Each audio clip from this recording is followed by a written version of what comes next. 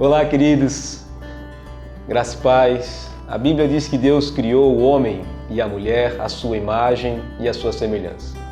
Este é o propósito eterno de Deus para a vida do homem, que ele seja conforme a imagem e a semelhança do Criador. Observe que a imagem e a semelhança não significa ser igual. Aliás, por desejar ser igual é que o homem falhou, se rebelou e teve distorcidas as características que Deus havia colocado nele. Mas qual a diferença entre ser semelhante e ser igual? Nós vamos responder este questionamento olhando para Jesus. A Bíblia diz que Jesus, mesmo sendo Deus, se fez carne e se tornou homem, nascido de mulher e sujeito a todas as limitações naturais que todo ser humano tem.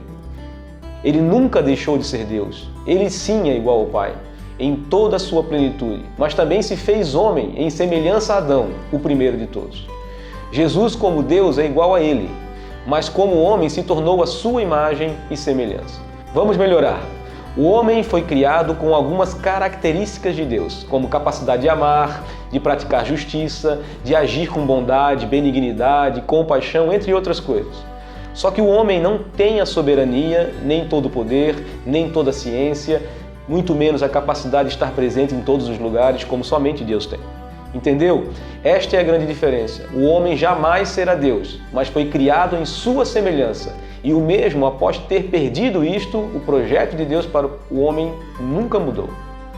Por isso é que Jesus se fez homem. Ele é a imagem perfeita de Deus, como homem, sem pecado, sem mácula, sem defeitos, da mesma forma que fora Adão antes da queda. Assim sendo, ele se tornou nossa referência, o nosso alvo, aquele a quem devemos nos submeter e imitar. Veja bem, a palavra cristão significa literalmente pequenos cristos, dando a entender que somos cópias de Jesus. Cristão não é aquele que professa uma fé, mas é aquele que imita Jesus, como um discípulo dele, e vive, pratica a palavra e age da mesma forma que ele vivia, obedecia e agia. Desta forma entendemos que o propósito de Deus nunca mudou. A vontade dele é que possamos retornar ao princípio, que possamos refletir a sua imagem e a sua semelhança. Eu quero citar uma passagem que corrobora aquilo que estou dizendo. Em Romanos 8, versículos 28 e 29, diz que sabemos que todas as coisas cooperam para o bem daqueles que amam a Deus, daqueles que são chamados segundo o seu propósito, porquanto aos que de antemão conheceu, também predestinou para serem conformes à imagem de seu Filho, a fim de que ele seja o primogênito de muitos irmãos. Observe que Deus quer que sejamos conforme, ou seja, com a forma de Jesus.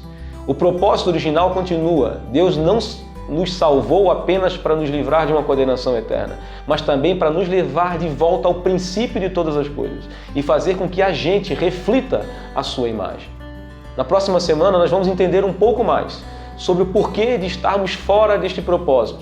Não perca, que Deus faça refletir a sua glória em ti. Um grande abraço. Até a próxima.